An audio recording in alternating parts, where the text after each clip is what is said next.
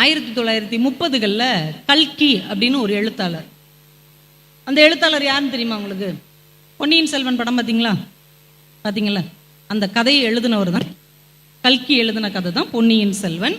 அவர் ஒரு கதை எழுதினார். அவர் நிறைய கதை எழுதியிருக்கிறார். கடிதமும் கண்ணீரும் அப்படின்னு ஒரு கதை எழுதியிருக்கிறார். உங்களுக்கு கதை பிடிக்குங்கிறதுனால சொல்கிறேன். அந்த கதையில் இதே மாதிரி பெண்கள் படிக்கக்கூடிய ஒரு பெரிய கல்லூரி. இந்த கதை எப்போ எழுதியிருக்கிறாரு? 1930களில் எழுதின கதை. இதே மாதிரி ஒரு பெண்கள் படிக்கிற கல்லூரி சென்னையில் இருக்குது. அந்த கல்லூரியின் தாளாளர் ஒரு பெண். அவங்க காலேஜை அப்படி சும்மா ரவுண்ட் அடிச்சுட்டு இருக்கிறாங்க, நடந்துக்கிட்டு இருக்கிறாங்க. ஒரு வகுப்புல இருந்து மட்டும் கியா கியான்னு ஒரே சத்தமாக கேட்குது. என்னடா அந்த வகுப்பில் இவ்வளோ சத்தம் கேட்குதுன்னு உள்ளே போய் பார்த்தா 60 பொம்பளை பிள்ளைங்க கிச்சா கிச்சான்னு கத்திக்கிட்டு இருக்காங்க. இவங்க போய் என்ன சத்தம், ஏன் இப்படி கத்துறீங்க? மேம் கிளாஸ் மேம் வரல. கிளாஸ் மேம் வரலன்னா கத்த தான் செய்வீங்களா? கொஞ்சம் அமைதியாக இருங்க மேம். அப்போ ஏதாவது எங்களுக்கு சுவாரஸ்யமாக சொல்லுங்கள் மேம், ஏதாவது கதை சொல்லுங்கள் மேம். என்ன அவங்க சொல்கிறாங்க, கதைன்னு கேட்டால் எனக்கு தெரியாது, சின்ன வயசில் நான் பார்த்த ஒரு சம்பவத்தை உங்களுக்கு சொல்லட்டுமா? சொல்லுங்கள் மேம், என்னத்தையாவது ஒன்று சொல்லுங்கள், பாடம் நடத்துறது தவிர என்னத்தை சொன்னாலும் எங்களுக்கு சந்தோஷமாக இருக்கும். உடனே அந்த மேம், கரஸ்பாண்டன்ட் மேம், அந்த பிள்ளைங்களுக்கு ஒரு கதை சொல்கிறாங்க. இன்னையிலேருந்து ஒரு 50 வருஷம் முன்னாடி, அவங்க சொல்கிறது 1930லேருந்து ஒரு 40-50 வருஷம் முன்னாடி ஒரு சின்ன கிராமம். அந்த கிராமத்தில் 5 வயசு பொண்ணுக்கு 8 வயசு பையனை கல்யாணம் பண்ணி வச்சிடுறாங்க. இந்த இப்படிலாம் நடந்தது. 5 வயசு பொண்ணுக்கு 8 வயசு பையனை கல்யாணம் பண்ணி வச்சிடுறாங்க. 2 வருஷத்தில் அவன் எங்கேயோ குளிக்க போனவன் ஆத்தோடையே போய் இறந்து போயிட்டான். இப்போ அந்த பிள்ளை 7 வயசில் விதவை பெண் ஆயிடுச்சு. அந்த வயசில் அவளை மொட்டையடிச்சு வீட்டில் மூளையிலேயே வச்சு வளர்த்துட்டு இருக்கிறாங்க. அப்போ கொஞ்சம் கொஞ்சமாக வளர்றா. ஒரு 16-17 வயசு ஆகுது. அவளுடைய சித்தி பொண்ணுக்கு கல்யாணம். அந்த பொண்ணுக்கு ஒரு 15 வயசு. அப்போ எல்லாம் கல்யாணம் 3 நாள் 4 நாள் ரொம்ப விமரிசையாக கொண்டாடுவாங்க. அந்த கல்யாணத்துக்கு இவ தான் எல்லா வேலையும் பார்க்குறா. அதிரசம் சுடுறது, பூ கட்டுறது, வந்தவங்களை வரவேற்கிறது, எல்லா வேலையும் இந்த பிள்ளை ஓடி ஓடி செஞ்சுக்கிட்டு. அவளுடைய சித்தி பொண்ணுக்கு கல்யாணம். பெரியவங்கெல்லாம் கூடியிருக்காங்க. கல்யாணத்துக்கு முந்தின நாள் அந்த ஒரு ஹாலில் வெத்தலையெல்லாம் போட்டுக்கிட்டு பெரியவங்க பேசிக்கிட்டு இருக்காங்க. அதில் ஒரு இளைஞன், இவளுக்கு முறை பையன், மாமா பையன், அவன் கல்யாணம் ஆகாதவன். அவன் அந்த பெரியவங்க கிட்டலாம் சொல்கிறான், என்ன பண்ணி வச்சுருக்கிறீங்க நீங்கள்? அவளுடைய சித்தி பொண்ணுக்கு கல்யாணம் நடக்குது. 5 வயசில் கல்யாணமாகி 7 வயசில் விதவையான ஒரு பொண்ணு ஓடி ஓடி வேலை பார்க்குறா. அவளுக்கு 17 வயசு தான் ஆகுது. உங்களுக்குலாம் மனசாட்சி இல்லையா? எப்படி நீங்கள் சாப்பிட்டு சந்தோஷமாக இருக்கிறீங்க? ஒரு பொம்பளை பிள்ளை இப்படி ஆக்கி வச்சுருக்கீங்களே. பா என்னப்பா என்ன செய்யணுங்கிற? அவளுக்கு வேறு கல்யாணம் பண்ணி கொடுங்க, அவளுக்கு மறுமணம் செஞ்சு கொடுங்க. நீ கல்யாணம் பண்ணிக்கிறியா அப்படிங்கிறாங்க. பண்ணிக்கிறேன், நான் முறை தானே, நான் கல்யாணம் பண்ணிக்கிறேன். உடனே பெரியவங்க சொல்கிறாங்க, வாயை மூடிட்டு கம்முன்னு, இதெல்லாம் நம்ம பரம்பரையிலே கிடையாது, நம்ம பண்பாட்டில் வழக்கமும் கிடையாது, எதையாவது சொல்லி உளறிக்கிட்டு இருக்காது, அமைதியாரு அப்படின்னு சொல்லிட்டு திட்டி விட்டுறாங்க அந்த பையனை. இவன் வாசலில் நின்று இதை கேட்டுட்டு இருக்கிறான். எல்லாரும் போனவுடனே அவன் வெளியில் வந்தவுடனே, ரொம்ப நன்றி, எனக்காகவும் நீங்கள் பேசுனீங்க, எனக்காகவும் பேசுகிறதுக்கு ஒரு ஆள் இருக்குது அப்படிங்கிறது ரொம்ப சந்தோஷம், ரொம்ப நன்றி அப்படிங்கிறான். உடனே அவன் ஒரு நிமிஷம் இரு அப்படின்னு சொல்லி விறுவிறுன்னு ரூமுக்குள்ளே போய் ஏதோ ஒரு பேப்பர் எடுத்து கடன்னு எழுதி அவள் கையில் கொடுத்துட்டு, ஞாபகம் வச்சுக்கோ அப்படின்னு சொல்லிட்டு போயிடுறான். என்ன ஞாபகம் வச்சுக்கிட அப்படின்னு சொல்லிட்டு அவள் உள்ளே போயிடுறான். இந்த பிள்ளைங்களாம் ஆர்வமாக, என்ன மேடம் என்ன எழுதி கொடுத்தாரு? அதில் என்ன எழுதியிருந்தாருன்னா, உனக்கு என்னைய பிடிச்சிருந்ததுன்னா நாளைக்கு கல்யாணத்தில் வரும்போது நீ உன் தலையில் மல்லிகைப்பூவுக்கு நடுவில் ஒரு ரோஜா பூ வச்சுட்டு வா. உனக்கு என்னைய பிடிச்சிருக்குன்னா நான் நாளைக்கே உன்னைய ஊருக்கு கூட்டு போயிடுறேன். பெரியவங்க கோவப்படுவாங்க, சண்டை போடுவாங்க. நான் உனக்கு முறை பையன் தானே, திருமணம் முடிச்சுட்டு இங்கே வந்தால் எல்லாரும் ஏற்றுக்குவாங்க. உனக்கு சம்மதம் என்றால் நான் சொன்ன மாதிரி நீ பூ வச்சுட்டு வா அப்படின்னு எழுதியிருந்தது. மேடம் அவள் வச்சுட்டு போனாளா மேடம்? ரோஸ் வச்சுட்டு போனாளா மேடம்? இல்லை போகலை. ஏன் மேடம்? அவளுக்கு பிடிக்கலையா? பிடிச்சிருந்தது. அப்புறம் ஏன் மேடம் வச்சுட்டு போகல? அவளுக்கு தான் எழுத படிக்கவே தெரியாதே. அந்த கடிதத்தை யார்ட்டையும் கொடுக்குறதுக்கும் அவளுக்கு பயம். ஐயோ அப்புறம் என்ன மேம் ஆச்சு? அப்போ அவளுக்கு பிடிக்கலன்னு நினச்சி அவன் அன்னைக்கு சாயந்தரமே ஊருக்கு போயிட்டான். அப்புறம் அவன் வாழ்க்கை கல்யாணமாகி அவன் போயிட்டான். இப்போ அந்த பொண்ணு என்ன ஆச்சு? தனக்கு கொடுக்கப்பட்ட கடிதத்தில் என்ன இருக்கிறதுனே தெரியலைன்னு அழுதுகிட்டே இருந்த அந்த பொண்ணு அவங்க கிட்ட என்னைய படிக்கவாது வைங்கன்னு கெஞ்சி கெஞ்சி கேட்டா. அந்த பிள்ளைய அவங்க படிக்க வச்சாங்க. 2 வருஷம் கழிச்சு தான் அந்த கடிதத்தையே அவள் வாசிச்சா. அப்புறம் என்ன மேம் ஆச்சு? அப்புறம் என்ன, தன் வாழ்க்கை தான் இப்படி ஆகிவிட்டது, தன்னை போல் இருக்கிற மற்ற பெண்களின் வாழ்க்கை இப்படி ஆகக்கூடாது என்பதற்காக ஆசிரியர் பயிற்சி படித்து ஒரு கல்லூரியை நிறுவித்து உங்களை போன்ற பெண்களை படிக்க வைத்து உங்களிடம் தன் கதையை அவள் சொல்லிக்கொண்டு இருக்கிறாள்.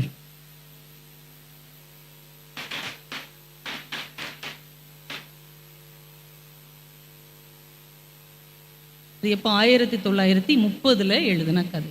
இப்போ ஒரு கல்வி என்பது ஒரு வாசிப்பு என்பது ஒரு குடும்பத்தில் எவ்வளவு பெரிய மாற்றத்தை உருவாக்கக்கூடியது. அதெல்லாம் இல்லாம தான் நம்முடைய முன்னோர்கள் வாழ்ந்தார்கள், வளர்ந்தார்கள், தங்கள் வாழ்க்கையை தொலைத்தார்கள்.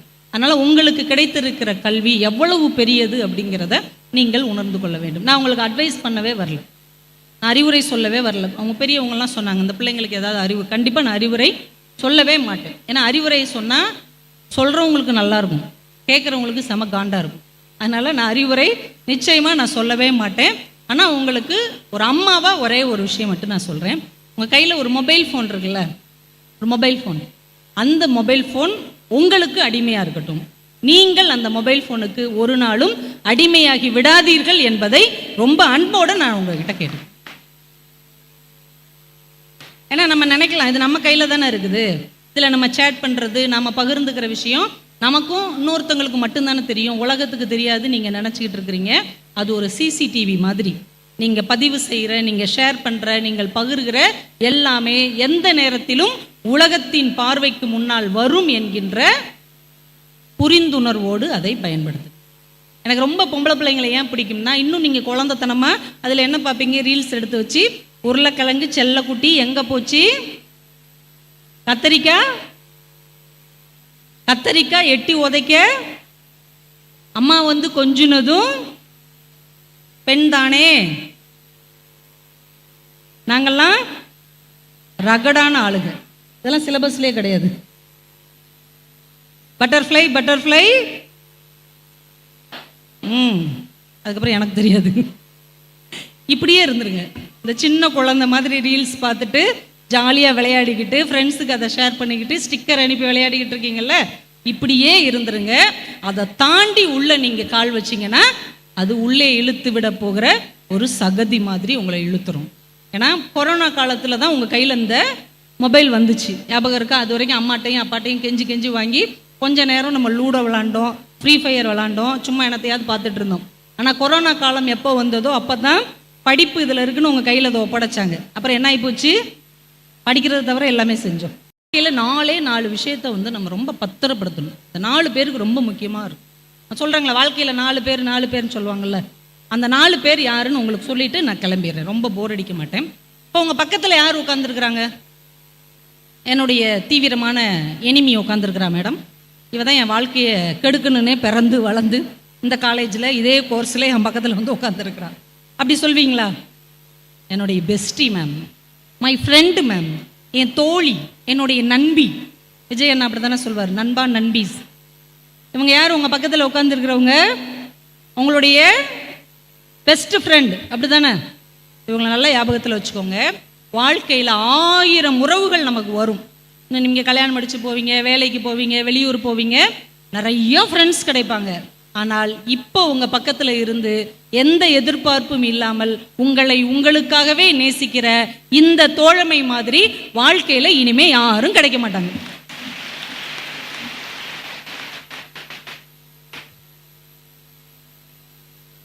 ஏன்னா நட்பு எல்லாவற்றையும் விட மிக உயர்ந்தது, சிறந்தது. நட்பு வந்து தி பெஸ்ட். கேரளாவில் ஒரு 7-8 வருஷம் முன்னாடி இதுவும் நடந்த சம்பவம் தான். எஸ்தர்னு ஒரு பொண்ணு 8th ஸ்டாண்டர்ட் படிச்சுட்டு இருந்தா. முடி பார்த்தீங்கன்னா அப்படியே இடுப்புக்கு கீழே இருக்கும். இப்போயும் யாருக்காவது முடி நிறைய இருந்தால் நம்ம பார்ப்போம்ல, அப்பா அப்படி முல்ல, அது மாதிரி அவ்வளோ முடி அந்த பிள்ளைக்கு. ரெட்டை ஜடை போட்டாலே இவ்வளோ தூரம் இருக்கும். எங்கேருந்துடி நீ எல்லாம் என்ன தேய்க்கிற அப்படின்னு எல்லாரும் அந்த பிள்ளைய கேட்டுகிட்டே இருப்பாங்க. நல்லா படிக்கும் அந்த பிள்ளை. திடீர்னு என்ன ஆகி போச்சுன்னா, அவளுக்கு ஒரு வைரல் ஃபீவர் வந்து நிறைய ஹெவியான டேப்லெட்லாம் சாப்பிட்டு அவளுக்கு அப்படியே முடி கொட்டி ஒரு கட்டத்தில் மொட்டை தலையாகவே ஆயிடுச்சு அந்த பிள்ளை.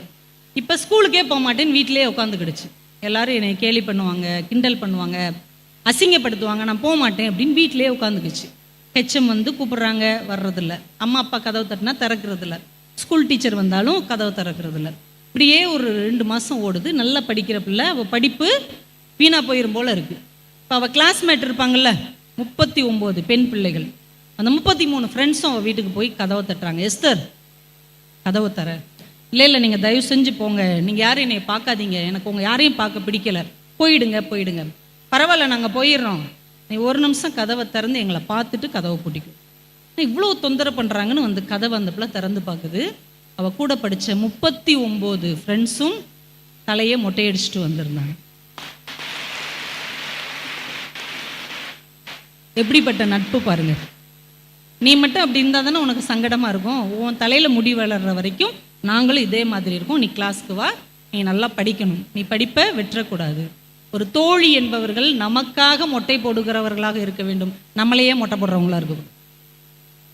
அப்படிப்பட்ட நல்ல நட்பு இருந்தால் அவங்கள இறுக பற்றி கொள்ளுங்க. நல்ல ஃப்ரெண்டு கெட்ட ஃப்ரெண்டுன்னு உலகத்தில் இருக்காங்களா? ஃப்ரெண்டுனாலே நல்லவங்க தான். ஆனால் வள்ளுவர் சொல்கிறார், 2000 வருஷத்துக்கு முன்னாடி சொல்கிறார், நகுதர் பொருட்டன்று நட்பு, மிகுதிக்கண் மேற்சென்று இடித்தல் பொருட்டு. நானே அர்த்தம் சொல்லிடுறேன். உண்மையான ஃப்ரெண்ட்ஸ்னா சும்மா பக்கத்தில் உட்காந்து கெக்க பிக்கன்னு சிரிச்சுக்கிட்டு இருக்கிறவங்க மட்டும் இல்லை. நாம் தவறான வழியில் போகும்போது நம்மை தட்டி அடித்து திருத்தி நல்வழிப்படுத்துகிறவர்கள் யாரோ அவர்கள் தான் நல்ல நண்பர்கள். அப்படிப்பட்ட நல்ல ஃப்ரெண்ட்ஸ் இருந்தாங்கன்னா அவங்கள தக்க வைத்துக் கொள்ளுங்கள். அவங்க வாழ்க்கையில் நமக்கு ஒரு முக்கியமான பாயிண்ட். அவங்க இருந்தாங்கன்னா நமக்கு 25% நம்ம நல்ல லைஃப் வாழ்கிறோன்னு அர்த்தம். அதற்கடுத்து நம்ம வாழ்க்கையில் ரொம்ப முக்கியமானவங்க, நம்ம எல்கேஜி சேர்ந்ததுலேருந்து காலேஜ் முடிக்கிற வரைக்கும் ஒரு பதவி கூடவே வரும். யாரவங்க யார் உங்களை சுற்றி நின்று இந்த நிகழ்ச்சி நல்லா நடக்கணுமேன்னு கடவுளை வேண்டிக்கிட்டு ஒரு கோட்டும் போட்டுக்கிட்டு பில்லா அஜித் மாதிரி நிற்கிறாங்களே, அவங்க யார்? உங்களுடைய டீச்சர்ஸ், ஆசிரியர்கள்.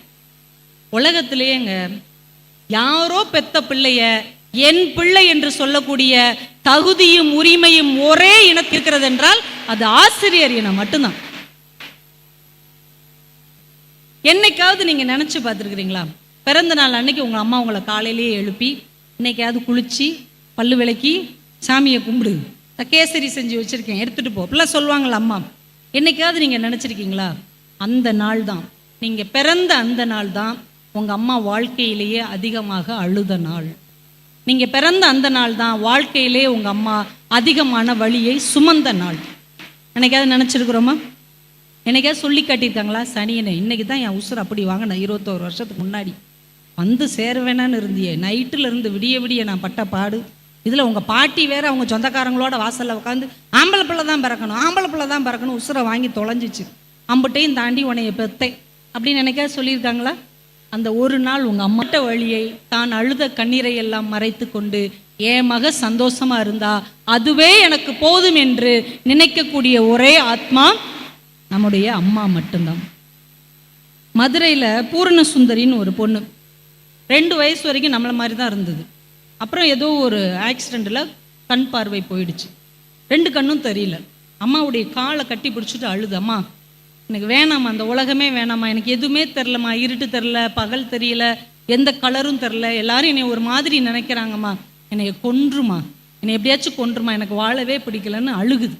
அவங்க அம்மா அந்த பிள்ளை கண்ணீரை தொடச்சிட்டு சொன்னாங்க, பூரண சுந்தரி, உன்னுடைய ஜோடி கண்களால் இந்த உலகத்தை உன்னால் பார்க்க முடியவில்லை என்று நீ அழுகிறாய், ஆனால் எதையாவது சாதிச்சு காட்டு, அம்மா உன் கூடவே இருக்கிறேன், நீ எதையாவது சாதித்தால் இந்த உலகம் கோடி கண்களால் உன்னை பார்க்கும், பாராட்டும், அதுக்கு நான் துணையாக இருக்கிறேன்னு சொன்னாங்க. அந்த பொண்ணு படிச்சு இன்னைக்கு கண் பார்வையற்ற IAS அதிகாரியாக தன்னை உயர்த்தி இருக்கிறார் என்றால் இந்த உலகமே அவரை பார்த்து கொண்டாடு. பின்னாடி இருக்கிறது ஒரு தாயின் வார்த்தை, ஒரு அம்மாவுடைய வார்த்தை, ஒரு அம்மாவுடைய நம்பிக்கை, ஒரு அம்மா உங்க மேல வைக்கிற அன்பு இந்த உலகத்தில் கடவுள் வைப்பதை விடவும் அதிகமானது என்பதை இந்த நல்ல நாளில் நீங்கள் புரிந்து கொண்டீர்கள் என்றால் இந்த மகளிர் தினம் உண்மையிலேயே உங்களை சிங்க பெண்களாக வார்த்தெடுக்கிற ஒரு தினமாக இருக்கும். நீங்கள் காணுகிற எல்லா நல்ல கனவுகளும் அப்படியே பலிக்க வேண்டும் என்று வாழ்த்தி, ஒரு காலத்தில் உங்கள் பாட்டியின் கைகளில் சமையல் அறையின் ஊதுகோல் இருந்தது, அதற்கு பின்னால் உங்க அம்மாவின் கைகளில் வீட்டின் திறவுகோல் இருந்தது, இன்றைக்கு உங்கள் கைகளில் எழுதுகோல் இருக்கிறது, நாளை உங்கள் வாரிசின் கைகளில் இந்த தேசத்தின் செங்கோலே இருக்க வேண்டும் என்று வாழ்த்தி, நீங்கள் காணுகிற எல்லா கனவுகளும் எல்லா லட்சியமும் அப்படியே பலிக்க வேண்டும் என்று வாழ்த்தி, நீங்கள் மிகப்பெரிய உயரங்களை அடைய வேண்டும் என்று என்னுடைய வாழ்த்தை தெரிவித்து, மீண்டும் ஒரு முறை நீ எட்டாத உயரத்தையும் எட்டு, உனக்காகத்தான் மார்ச் 8 என்று முதல்ல வாழ்க்கையில வெற்றினா என்னன்னு ஒரு கேள்வி இருக்குல்ல. ஒரு முறை ஜெயிப்பது அல்ல வாழ்க்கையினுடைய வெற்றி, ஒவ்வொரு நாளும் உடையாமல் நிலைத்து நிற்பதுதான் வாழ்க்கையினுடைய வெற்றி. ஒரு முறை ஜெயிப்பதற்கு வேண்டுமானால் உங்கள் அதிர்ஷ்டம் உதவியாக இருக்கலாம், ஆனால் ஒவ்வொரு நாளும் தடைகளை தாண்டி நிலைத்து நிற்பதற்கு உழைப்பு தான் தேவை என்பது எங்களினுடைய வாதம். சார், வாழ்க்கையில சும்மா அதிர்ஷ்ட தென்றல் வந்து வீசும்னு சும்மா உட்கார்ந்துட்டு இருந்தா ஜெயிக்க முடியாதுங்க. சூறாவளி போல சுழன்று சுழன்று உழைத்தால் தான் வாழ்க்கையில் வெற்றி பெற முடியும். நான் ஒரு உதாரணத்தை சொல்றேன். ஒரு பெண்மணியை நான் உங்களுக்கு சொல்றேன். அந்த பெண்மணி தன்னுடைய சொந்த வாழ்க்கையிலே தன்னுடைய இளம் வயதிலேயே கணவரை இழந்தவர், தன்னுடைய மகனை ஒரு நோய்க்கு பறிகொடுத்தவர், இன்னொரு மகனை அடுத்த 2 ஆண்டுகளில் விபத்தில் பறிகொடுத்த ஒரு துரதிர்ஷ்டசாலி. ஆனால் பொது வாழ்க்கையில் ஒரு அரசு ஊழியராக தன்னுடைய பணியை தொடங்கி ஆசிரியராகி, பேராசிரியராகி, சட்டமன்ற உறுப்பினராகி, அமைச்சராகி, ஆளுநராகி, இன்றைக்கு இந்திய நாட்டின் முதல் பழங்குடியின பெண் குடியரசுத் தலைவராக உயர்ந்திருக்கிற உழைப்பாளி. அவரினுடைய பெயர் திரௌபதி முர்மு அவர்கள். மாண்புமிகு குடியரசுத் தலைவர், நம்முடைய நாட்டின் முதல் குடிமகள் திரௌபதி முர்மு அவர்கள். சார், அவரினுடைய சொந்த வாழ்க்கையில் நிகழ்ந்த அதிர்ஷ்டமின்மைக்கு அவர் காரணமில்லை. ஆனால் அவருடைய பொது வாழ்க்கையில் அவர் ஒவ்வொரு உயரமாக முன்னேறியதற்கு அவரினுடைய உழைப்பு மட்டும்தான் காரணம் என்று சொன்னால், அந்த உழைப்பு தான் வாழ்க்கையின் வெற்றிக்கு தேவை என்று சொல்றோம். சார், ஒரு அழகான வரி சைக்காலஜி ஆஃப் மணி அப்படிங்கிற புத்தகத்தில் இருக்கு. ஒரு பணம் உங்களை சுதந்திரமானவனாக மாற்ற வேண்டுமே தவிர பணக்காரனாக மாற்ற வேண்டிய அவசியம் இல்லை என்று எழுதியிருப்பார். அதிர்ஷ்டத்தால் வருகிற பணம் உங்களை பணக்காரனாக வேண்டுமானால் மாற்றலாம். உழைத்து நீங்கள் பெறுகிற பணம் மட்டும்தான் உங்களை சுதந்திரமானவராக மாற்றும். சார், வாழ்க்கையில் உயர்வதற்கான மிக முக்கியமாக நாம் கருதுவது, நம்முடைய முன்னோர்களும் நம்முடைய வரலாறும் நமக்கு சொல்லிக் கொடுத்தது கல்வி. அந்த கல்வி வெறும் அதிர்ஷ்டத்தினால கிடைச்சிடுமா? அதற்கு சான்றாய் நம்முடைய மாவட்ட தலைவர், ஆட்சித்தலைவர் முன்ன அமர்ந்திருக்கார் இல்லையா? அதிர்ஷ்டத்தை நம்பி எக்ஸாம் அன்னைக்கு போய் கரித்துண்டை எடுத்து அவனோட எக்ஸாம் நம்பரை பிள்ளையாரை சுற்றி எழுதி வச்சுட்டு இருப்பான். கரித்துண்டை எடுத்து அப்படி நம்பர் எழுதி செவரை அஸ்தப்படுத்துவதற்கு பதிலாக அந்த கரித்துண்டை மையப்படுத்திய கார்பன் டேட்டிங்கை படிச்சிருந்தானா பாஸ் ஆயிருக்கலாம். ஆக அதை தான் நாங்கள் இந்த இளைய தலைமுறைக்கு சொல்லிக் கொடுக்கிறோம்.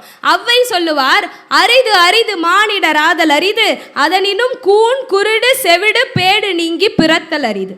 அதே போல கொடிது கொடிது வறுமை கொடிது, இளமையில் வறுமை அதனினும் கொடிது. அப்ப உடல் ஊனமும் கொடுமையானது, இளமையில் வறுமையும் கொடுமையானது. இந்த ரெண்டும் சேர்ந்திருந்தால் எவ்வளவு கொடுமையானது சார். மயிலாடுதுறையில் லக்ஷ்மிங்கிற ஒரு பொண்ணு, அவளுக்கு அம்மா அப்பா கிடையாதுங்க, காப்பகத்தில் தான் வளர்றான். பரவாயில்ல, வலது கை இல்லை, அதுவும் பரவாயில்ல, இடது கையும் இல்லை. ஆனால் நம்பிக்கை என்ற ஒன்று இருந்தது. உடல் ஊனம் இருந்தாலும் உழைப்பு என்ற ஒன்று இருந்தது. வசதியற்ற குடும்பம் இல்லை என்றாலும் வைராக்கியம் என்ற ஒன்று இருந்தது. 2 கைகளே இல்லை என்றாலும் காலாலேயே தேர்வெழுதி, மேலும் பிறரின் உதவியோடு தேர்வெழுதி தன்னை வளர்த்து கொண்டு 12ஆம் வகுப்பு வரை படித்து இன்றைக்கு தேர்ச்சியுற்று இருக்கிறாள் என்று சொன்னால், உங்களுக்கு அதிர்ஷ்டம் கிடைக்காவிட்டால் என்ன, வைராகியமும் உழைப்பும் இருந்தாலே போதுமே வாழ்க்கையில் முன்னேறுவதற்கு. அட்சய திருதியைன்னு ஒரு நாளை நம்மெல்லாம் சொல்கிறோம். அந்த நாளன்று நகை வாங்கினா பெருகும்னு ஒரு அதிர்ஷ்டத்தை நம்பி கையில் காசு இருந்து நகை வாங்கினா அது முதலீடு, புத்திசாலித்தனம். கடன் வாங்கியாவது நகை வாங்கணும் வரிசையில் போய் நிற்கிற அப்பாவி பொதுமக்கள் மேலும் மேலும் கடனாளி ஆகி போகிறார்கள். ஆனால் அந்த நாளை புத்திசார் உழைப்பினால் முதலீடாக பணம் பெருக்கும் நாளாக சிந்தித்த கடைக்காரர்கள் எல்லாம் மேலும் மேலும் வளர்ந்து கொண்டு இருக்கிறார்கள். ஆக நம்மை சுற்றி நடக்கும் அரசியலையும் நாம் புரிந்து கொள்ள வேண்டி இருக்குது இல்லையா? சமீபமாக ஒரு பெயரை நம்ம எல்லாரும் கேள்விப்பட்டிருப்போம், பத்மா அப்படிங்கிற பெயர். தெரியாதவர்களுக்காக சொல்றேன். அன்றாடம் கிடைக்கிற சிறிய தொகையில் சாப்பிட்டு கொண்டிருக்கிற ஒரு துப்புரவு தொழிலாளியாகிய ஒரு பெண் ரோட்ல கேட்பாரட்டு கிடந்த ஒரு பையில திறந்து பார்க்குறாங்க. 45 பவுன் நகை இருக்கு.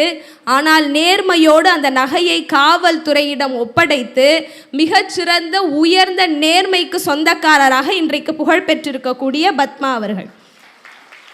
அவங்க அந்த பையை திறந்து பார்த்தாங்கல்ல, இது நமக்கு கிடைச்ச அதிர்ஷ்டம்னு நினச்சி எடுத்துகிட்டு போயிருக்கலாம். ஆனால் அந்த அம்மா அதை செய்யலை.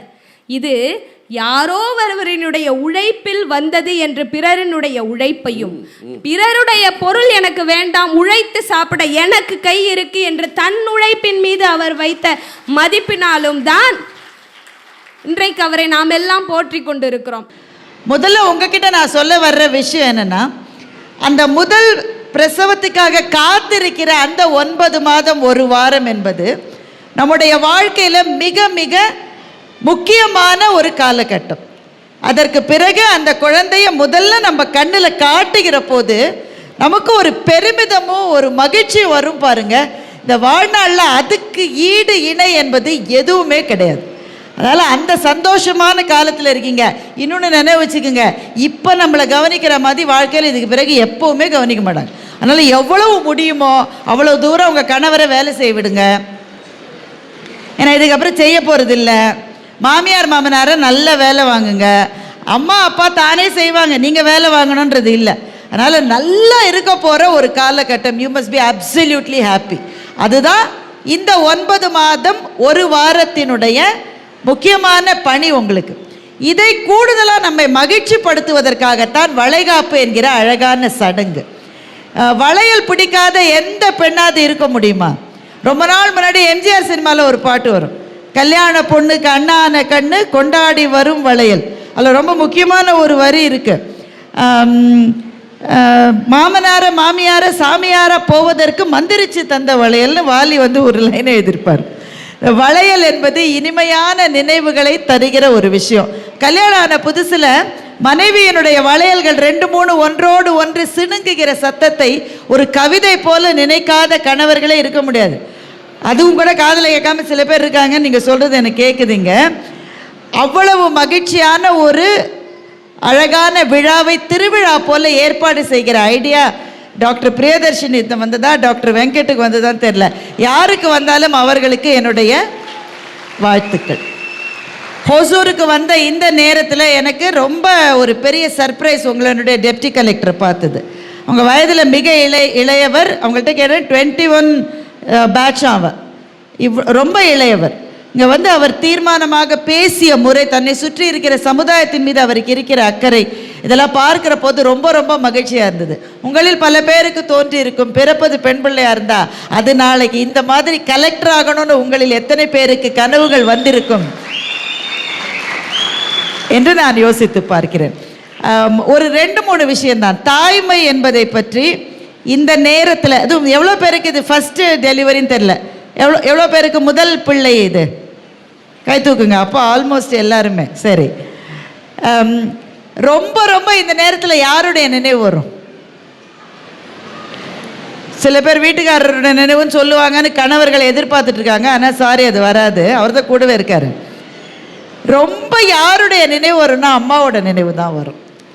உங்களில் எத்தனை பேர் அம்மா கூடவே இருக்காங்கன்னு தெரியாது. இருந்தால் ரொம்ப நீங்கள் கொடுத்து வச்சவங்க, அம்மா கையை பிடிச்சிக்கிங்க. சில பேர் அம்மா வேறு ஊரில் இருப்பாங்க, நீங்கள் டெலிவரிக்கு இனிமேல் போகிற மாதிரி இருக்கும், இல்லை அவங்க வர்ற மாதிரி இருக்கும். நம்ம எவ்வளவுலாம் அம்மாவை நம்முடைய கல்லூரி பருவத்தில், இளமை பருவத்தில் அம்மாவை சாதாரணமாக நம்ம பேசியிருப்போம். அப்படி தானே? சும்மா இருமா, ஏம்மா நைய நையன்னு பேசுகிற, உனக்கு வேறு வேலையே இல்லையா? அம்மா சொல்லு, நீ போட்டிருக்கிற ட்ரெஸ்ஸு கொஞ்சம் சரியான ட்ரெஸ்ஸு இல்லை, உனக்கு தெரியுமா? ரொம்ப உனக்கு தெரியுமா? என் காலேஜ்லேயே டீசெண்டாக ட்ரெஸ் பண்ணுறது நான் தான், மற்றவங்களாம் என்னை விட படு மோசம். பாருப்பா இந்த அம்மா சும்மா நையினே. உடனே அப்பா நீ சும்மா இரு, உனக்கு என்ன தெரியும்? என்னுடைய மகள் இருக்காளே, அவள் ஒரு பிரின்சஸ், அவள் அப்படிலாம் சொல்லி அம்மாவாயை அப்பாவும் அடைச்சி, நீங்களும் அப்பாவும் ஒரு கூட்டணியை உருவாக்கி அம்மாவை ஓரங்கட்டி இதெல்லாம் செஞ்சுருக்கீங்க தானே? இதெல்லாம் எப்படி உனக்கு தெரியும்னா என் மகள்கள் அதை தான் செஞ்சிட்ருக்காங்க இப்போ. ஆனால் இந்த நேரத்தில் முதல்ல அந்த செய்தி தெரிஞ்ச நிமிஷத்திலிருந்து மனம் நாடுவது நம்முடைய அம்மாவைத்தான். இவ்வளோலாம் எங்கள் அம்மாவும் கஷ்டப்பட்டிருக்கால்ல அப்படின்ற எண்ணம் வருகிற நேரம் இந்த நேரம். இந்த முதல் பிரசவம் என்பது, இந்த நான் சொல்கிறது எனக்கு முதல் மகள் பிறந்த போது, அதுவே 25-27 வருஷங்களுக்கு முன்பு, அது சென்னையில் இருக்கிற ஒரு மருத்துவமனை. அந்த வலியினுடைய உச்சகட்டம் வருகிற வரை அப்போ செவிலியர்கள் நேரம் இருக்குமா, நேரம் நமக்கு ரொம்ப நேரம் ஆகிட்ட போது இருக்கும். வாட்சை பார்த்தா அரை மணி நேரம் கூட ஆயிருக்காது. ஆனால் 24 மணி நேரமாக வலியில் துடிக்கிற மாதிரி, ஐயோ எந்த டாக்டர் கவனிக்கல, ஐயோ எந்த நர்ஸு கவனிக்கல. கூவாதம்மா, 20 நிமிஷம் தான் ஆகுது, இன்னும் டைம் இருக்கு.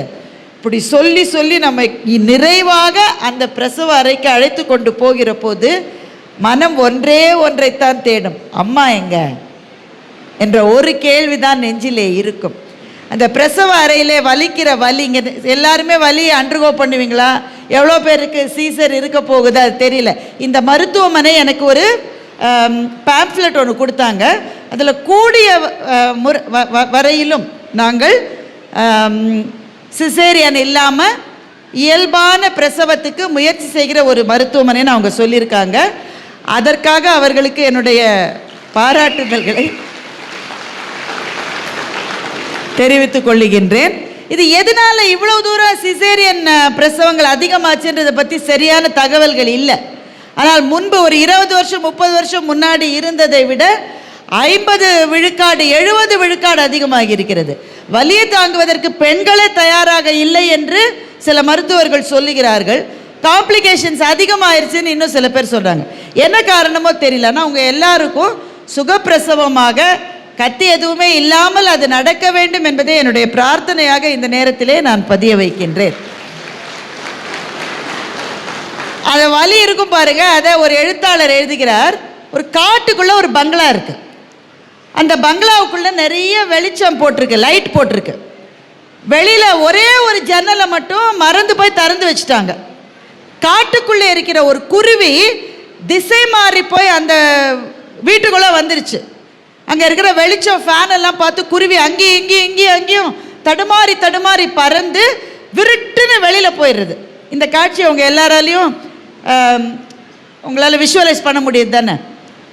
வலி அப்படித்தான் இருக்கும்னு எழுதுறாரு. அந்த வலி எங்கிருந்து தொடங்குகிறது? முதுகுக்கு பின்னாடியிலேருந்து எங்கேயோ தொடங்கும். அந்த குருவி விருட்டுன்னு உள்ளே வந்த மாதிரி அது உள்ளேயும் வெளியுமா உடலுக்குள்ளே போய் அந்த வலி வெளியில் போயிடும். அப்பா அப்படின்னு மூச்சு விடாதீங்க, ஏன்னா திரும்பவே வரும். அந்த வலி மிகச்சரியான கடிகார முள்ளினுடைய துல்லியப்படி முதல்ல 10 நிமிஷத்துக்கு ஒரு தடவை, 5 நிமிஷத்துக்கு ஒரு தடவை, 2 நிமிஷத்துக்கு ஒரு தடவை, அதே ரித்தமோட திரும்ப வந்து நிறைவில் ஒரு உயிரை இந்த மண்ணுக்கு கொண்டு வருகிற அந்த வினாடி இருக்கிறதே, அப்போது வாழ்க்கையினுடைய மிகப்பெரிய இன்பத்தை எய்துகிற அந்த தலைவாசலில் நிற்கிற உங்கள் அத்தனை பேருக்கும் என்னுடைய பிரியத்தையும் அன்பையும் இந்த நேரத்திலே சொல்லிக்கொள்வதிலே மகிழ்ச்சி அடைகிறேன். கட்டாயமாக ஒன்று மட்டும் செய்யுங்க, உங்கள் அம்மாவுக்கு தேங்க் பண்ணுங்க. உங்கள் அம்மா இதே மாதிரி கஷ்டப்பட்டு தான் உங்களெல்லாம் இந்த உலகத்துக்கு கொண்டிருக்காங்க, நம்ம எல்லாரையும் கொண்டு வந்திருக்காங்க. ஆண்களை விட நம்ம எவ்வளோ கொடுத்து வச்சவங்க இல்லை? இது என்னன்றத ஒரு ஆணால் ஒரு நாளும் உணர்வால் அனுபவிக்க முடியாது.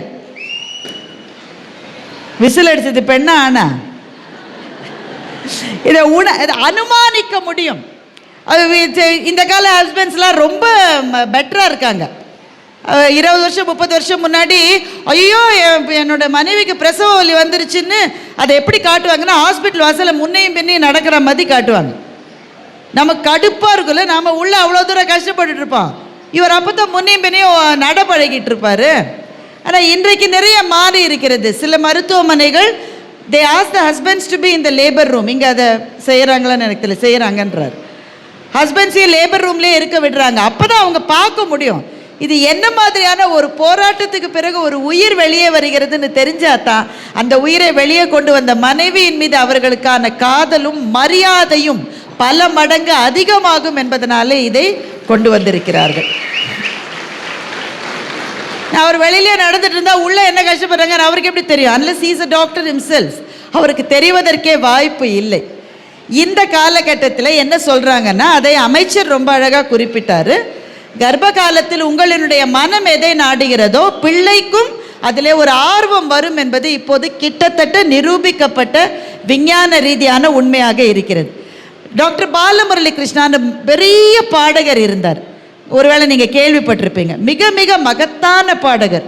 ஒரு நாள் போதுமா இன்றொரு நாள் போதுமா என்ற அபாரமான பாடலை அவர் தான் பாடினார். பாலமுரளி கிருஷ்ணா ஒரு பெரும் சங்கீத மேதை. குருவே இல்லாமல் இசையை கற்றுக்கொண்டவர். ஒருத்தர் எப்படிங்க டீச்சரே இல்லாமல் மியூசிக் எப்படிங்க கற்றுக்க முடியும் என்றால், அவர் வயத்தில் இருந்த காலத்தில் அவங்க அம்மா வீணை வாசிக்கிட்டே இருப்பாங்களாம். அது 5 மாதத்திலிருந்தே குழந்தைகளால் அதை நன்றாக அவதானிக்க முடியும்னு சொல்லுவாங்க. உடனே நீங்கள் எல்லாரும் வீணை வாசிங்க நான் சொல்லலை, யாருக்கு தெரிஞ்சதோ வாசிங்க. உங்களினுடைய மனம் எதில் ஈடுபடுகிறதோ அந்த ஆக்டிவிட்டியை குறைக்காதீங்க. இப்போ சமீபத்தில் பாரிஸ் ஒலிம்பிக் நடந்தது, என்னங்க ஞாபகம் இருக்கா இல்லையா? பாரிஸில் ஒலிம்பிக் நடந்தது இல்லை?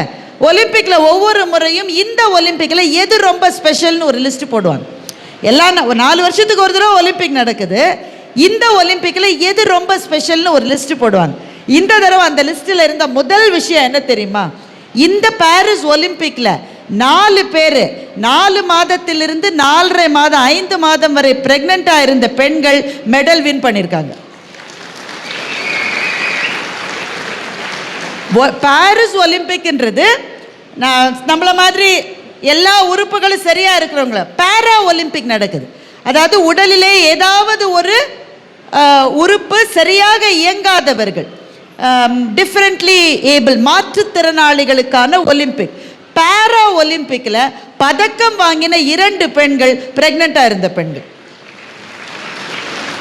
அதனால உங்கள் அம்மாக்கள் இதுக்குன்னே கடவுள் அவங்கள நேர்ந்து விட்டுருப்பாங்க. என்னன்னா முதல்ல டெஸ்ட் பாசிட்டிவ்னு வந்தனால இந்த கண்ணு நீ எந்திரிக்காத கண்ணு, நீ உட்காந்தே இரு, நான் தோசையை சுட்டு உன்னுடைய இலையில கொண்டு வந்து போடுறேன் அப்படின்னு சொல்லுவாங்க. மாமியார்களும் இப்போ அதை செய்யறாங்க.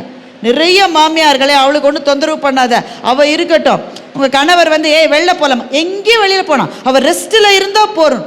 உங்களை சோஃபாலேருந்து எந்திரிக்க விடாமல் 9 மாதம் செஞ்சால் ஒத்துக்காதீங்க. பாரா ஒலிம்பிக்லேயும் பாரிஸ் ஒலிம்பிக்லேயும் மெடலே வாங்கியிருக்காங்க ப்ரெக்னென்ட் உமன்னா. நீங்கள் உங்கள் pregnancy is not a disease, it is a state of mind. நீங்கள் சந்தோஷமாக இருக்க வேண்டிய ஒரு காலகட்டம் இது. நீங்கள் நோயாளிகள்னு உங்களை யாராவது நம்ப வச்சா நம்பாதீங்க. நீங்கள் எதை விருப்பமாக செய்கிறீங்களோ தயவு செஞ்சு அதை செய்யுங்க. இப்போ இந்த ரொம்ப அம்மாக்கள் ப்ரெக்னெண்ட்டாக இருக்கிற விமன் ஃபஸ்ட் பண்ணால் கணவர்களுக்கு எரிச்சலாக இருக்கும், வெளியிலையும் சொல்ல முடியாது. முன்னாடியே ஒரு வேலையும் செய்ய மாட்டேன், இப்போ அவ்வளோதான் எல்லோரும் சேர்ந்து அவளுக்கு. இதைத்தான் வடிவேல் ஒரு படத்தில் சொன்னார். அவங்க அம்மா சொல்லுவாங்க, நான் எவ்வளோ கஷ்டப்பட்டு உன்னை பெற்று வளர்த்து. உடனே வடிவேல் சொல்லுவார், என்ன கஷ்டப்பட்டு நீ? நான் எல்லாம் கஷ்டப்பட்டேன். உள்ள ஒரு லைட் உண்டா, ஒரு ஃபேன் உண்டா, ஒரு ஏசி உண்டா? எப்போ பாரு நான் இருட்டிலே இருந்தேன். நீ என்ன புது புடவை என்ன, புது நகை என்ன, அவங்கவுங்க வீட்டில் விருந்து என்ன, நீ நல்லா முழுங்கி நல்லா இருந்துட்டு உள்ள நான் இல்லை கஷ்டப்பட்டுன்னு சொல்லுவார். அந்த மனநிலையில் ப்ரெக்னென்சியை பார்க்கக்கூடாது. அது நோய் கிடையாது, நம்ம சந்தோஷமாக இருக்க வேண்டிய ஒரு பருவம். ஏனென்றால் இந்த உலகத்தில் நமக்கு யாராவது ஹெல்ப் பண்ணாங்கன்னா பதிலுக்கு நம்ம எதாவது செய்யலாங்க, அப்படி தானே? வைக்க வசதி இருக்குது, நமக்கு வாய்ப்பு இருக்குது, என்ன வேணால் செய்யலாம். டெப்டி கலெக்டர் மேடம் மாதிரி இருக்கிறவங்க அவங்கள சார்ந்தவர்களுக்கு மாத்திரம் இல்லை, ஒரு சமூகத்துக்கே என்ன செய்யலான்னு யோசிக்கிறவங்க இருக்காங்க. அந்த மாதிரி நாம் நமக்கு உதவி செஞ்சவங்களுக்கு எல்லாம் பதிலுக்கு ஏதாவது செஞ்சிட முடியுங்க, அப்படி தானே? நமக்கு யாரோ வேலை வாங்கி கொடுத்துருக்காங்க, அவங்களுக்கு ஏதாவது போய் ஒரு gift கொடுக்கலாம். ஒரு உறவினர் கடன் கொடுத்துருப்பாரு, சரியான நேரத்தில் திருப்பி கொடுக்கலாம். இல்லை அவங்களுக்கு என்ன உதவியோ அதை செய்யலாம். ஒரே ஒருத்தருக்கு மாத்திரம் நம்மால் என்ன முயன்றாலும் பதிலுக்கு நன்றி செலுத்தவே முடியாது.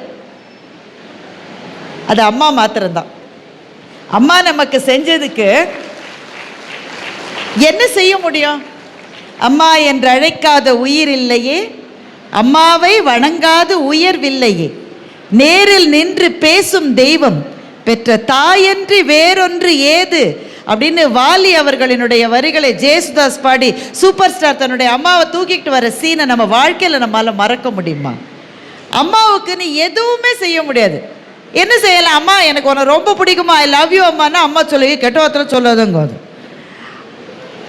பட்டுப்படம் வாங்கி கொடுத்துடலாமா, ஒரு நகை வாங்கி போட்டுடலாமா, என்ன செய்யலாம்? அம்மாவுக்கு என்ன செய்தாலும் திருப்பி செலுத்த முடியாத கடன் ஒன்று உண்டு என்றால் அது நம்முடைய அம்மாவுக்கு நாம் செய்வது தான். ஏன்னா அந்த ப்ரெக்னன்சியில் பாருங்கள், 3 மாதம் 4 மாதம் பெரட்டிக்கிட்டே இருக்கும். சாப்பாட்டை சாப்பிட வேணாம், பார்த்தாலே பெரட்டும். குழம்பு அங்கே கொதிச்சாலே இங்கே நமக்கு பெரட்டும். இதெல்லாம் சரியாயிரும்னு டாக்டர் சொல்லியிருப்பாங்களே. சில பேருக்கு 8 மாதம் ஆனாலும் சரியாகாது, 8 மாதத்துலேயே அதே பெரட்டும். சில பேருக்கு ஜஸ்ட் ஆப்போசிட், பசிச்சுக்கிட்டே இருக்கும். நான்லாம் ஆஃபீஸ்க்கு போகிற போது ப்ரெக்னெண்ட்டாக இருந்த போது 5 டப்பா எடுத்துகிட்டு போவேன், 5 டப்பா. ஏன்னா அப்போ தான் சாப்பிட்டு கை கழுவிட்டு வந்திருப்போம், திரும்ப உடனே பசிக்கிற மாதிரி இருக்கும். நான் பேங்க்கில் வேறு வேலை செஞ்சேன்னா கஸ்டமர்ஸ்லாம் ஒரு மாதிரி பார்ப்பாங்க, என்னம்மா இந்த அம்மா சாப்பிட்டுக்கிட்டே இருக்கு என்ன நேரம்னு. நம்ம சாப்பிடுவேனா காசை எண்ணுவேனா, ரொம்ப ரொம்ப கஷ்டமாக இருக்கும். எவ்வளவு சாப்பிட்டாலும் போதாத மாதிரியான ஒரு உணர்வு. இந்த 7 மாதத்துக்கு பிறகு அந்த கொரக்களி வாங்கும் காலு சில பேருக்கு, இந்த நரம்பெல்லாம் முடிச்சு போட்டுக்கிற மாதிரி இருக்கும். நம்ம முகத்தை கண்ணலில் பார்த்தா நமக்கே பகீர்னு இருக்கும். நானா இதுன்னு முடி கொட்டும் பாருங்க சில பேருக்கு, அடேங்க அப்பா முடி ரொம்ப கொட்டினா பொம்பளை பிள்ளை, அதெல்லாம் நம்பாதீங்க. நமக்கு எப்படி இருந்தாலும் முடி தோலை விட்டு இறங்க மாட்டேங்குது, இதுதான் சாக்குன்னு கொட்டுன்னு கொட்டும். குனிஞ்சு கால் நகத்தை கூட வெட்ட முடியாதபடி ஒரு சிரமம், ஒரு பெருமூச்சு, 4 அடி நடக்க முடியாத தயக்கம், இது எல்லாம் சேர்ந்தது தான் ப்ரெக்னென்சி. ஆனால் இது இவ்வளவு கஷ்டங்களுக்கும் பிறகு அந்த கையிலே அந்த சின்னஞ்சிறு குழந்தையை ஏந்துகிற அந்த ஒரு கணம் இருக்கு பாருங்க, அந்த ஒரு நொடி நேரத்துக்காக எவ்வளவு கஷ்டங்களையும் நாம் பொறுத்து கொள்ளலாம் என்கின்ற சந்தோஷத்தை நமக்கு கொடுக்க போகிற குழந்தைகள் உங்களினுடைய வயிற்றிலே இருக்கிறார்கள். நாளைக்கு இந்த குழந்தை கொஞ்சம் வளர்ந்த உடனே நீங்கள் சோர்வாக இருந்தீங்கன்னு வச்சுக்கிங்களேன், அது அதுக்கு தெரியும் அம்மாவுக்கும் பிள்ளைக்கும் என்ன தெரியுமா பெரிய பந்தம், we share the same body for 9 months. குழந்தையோடு உடலை பகிர்ந்து கொள்ளுகிற பெரும் பேரு அம்மாக்களுக்கு மாத்திரமே கடவுள் கொடுத்தது. அப்பாக்களுக்கு அது ஒரு நாளும் அந்த பேரு கிடையாது. குழந்தைய தூக்கலாம், கொஞ்சலாம், சோறு ஊட்டலாம். இப்போ இன்றைக்கு கணவர்கள் டைப்பர் மாத்துறாங்க, எல்லாம் செய்கிறாங்க. இன்றைய கணவர்களை ரொம்ப பாராட்டணும். நேற்றைய தலைமுறையில் எதுவுமே செய்ய மாட்டாங்க, முறைச்சிக்கிட்டே ஒரு ஓரமாக இருக்கு. ஐயா தயவு செய்தியா அந்த முடிச்சிடுறேன்ற அப்படியே முறைச்சிக்கிட்டே ஒரு ஓரமாக நிற்பாங்க. இன்றைய கணவர்கள் நிறைய பார்ட்டிசிபேட் பண்ணுறீங்க. முதல்ல உங்கள் மனைவிகளோட மருத்துவமனைக்கு வரீங்க, அதுக்கே உங்களுக்கு பெரும் பாராட்டு. அப்படி வரலன்னா நீங்கள் கேளுங்க. ஏன்னா இப்போ புதிய தலைமுறையினர் என்ன சொல்கிறாங்கன்னா, ஐ ஆம் பிரெக்னென்ட்னு ஒரு பெண் இப்போ சொல்கிறது இல்லை, கணவனும் மனைவியும் சேர்ந்து வி ஆர் பிரெக்னென்ட் என்று தான் இப்போது சொல்லுகிறார்கள். மகப்பேறு என்பது இருவருக்குமானது, 2 பேருக்கும் பொறுப்பு இருக்குது. இப்போவே உங்கள் கணவர்களுக்கு எல்லாத்துலேயும் ட்ரெயின் பண்ணிவிடுங்க. என்னென்ன செய்யணும், உங்களுக்கு பழங்கிடம் வெட்டி கொடுக்கணுன்னா உங்கள் அம்மாவோ மாமியாரோ தான் செய்யணும், இல்லை வீட்டுக்காரர் செய்யலாம் தானே. தாராளமாக வேலை வாங்குங்க. இந்த 9 மாதம் வேலை வாங்குற மாதிரி அப்புறம் வாங்கவே முடியாதுங்க. அதனால நல்ல வேலை வாங்குங்க, சந்தோஷமாக வேலை வாங்குங்க. இந்த மருத்துவமனை நாங்களாம் சின்ன பிள்ளையா இருக்கும் போதுங்க, எனக்கு ஒரு 9 வயசு 10 வயசு இருக்கும்போது தெருவில் எங்கே நடந்தாலும் ஒரு போஸ்டர் தான் தெரியும். மஞ்சள் கலரில் கவுந்த முக்கோணம் போட்ட ஒரு போஸ்டர், ஃபேமிலி பிளானிங் போஸ்டர் தான் எங்கள் கண்ணில் பட்டுக்கிட்டே இருக்கும். ஆனால் இன்றைக்கு அதற்கு பதிலாக மகப்பேறு மருத்துவமனைகளும் ஃபர்டிலிட்டி கிளினிக்ஸ் இருக்கிற போர்டு தான் எங்கள் கண்ணில் படுது. அப்போது மகப்பேறு என்பது அரிதாகி கொண்டிருக்கிற விஷயம். நிறைய பேர் ரொம்ப வெயிட் பண்ணுறாங்க, நடக்குமா நடக்காதான்ற ஒரு கவலையிலும் கண்ணீரிலும் பல கணவன் மனைவிகள் காத்திருக்கிற காட்சியை நான் இப்போது பார்க்கிறேன். அந்த ஒவ்வொரு மாதமும் இந்த மாதமாவது ஒரு நல்ல செய்தி வராதா என்று காத்திருக்கிற மனைவியும், மனைவியை பார்த்து என்ன பாசிட்டிவா என்று ஆசையோடு கேட்கிற கணவர்களும் காத்திருக்காங்க பாருங்க. அந்த காத்திருத்தல் ரொம்ப கடினமானது. இந்த பதிவை குறித்து உங்களுடைய கருத்துக்கள் வரவேற்கப்படுகின்றன. மறவாது ஐதருமபுரி சேனலை சப்ஸ்கிரைப் செய்து பாருங்கள். இந்த நாள் இனிய நாளாக அமைய வாழ்த்துகின்றோம்.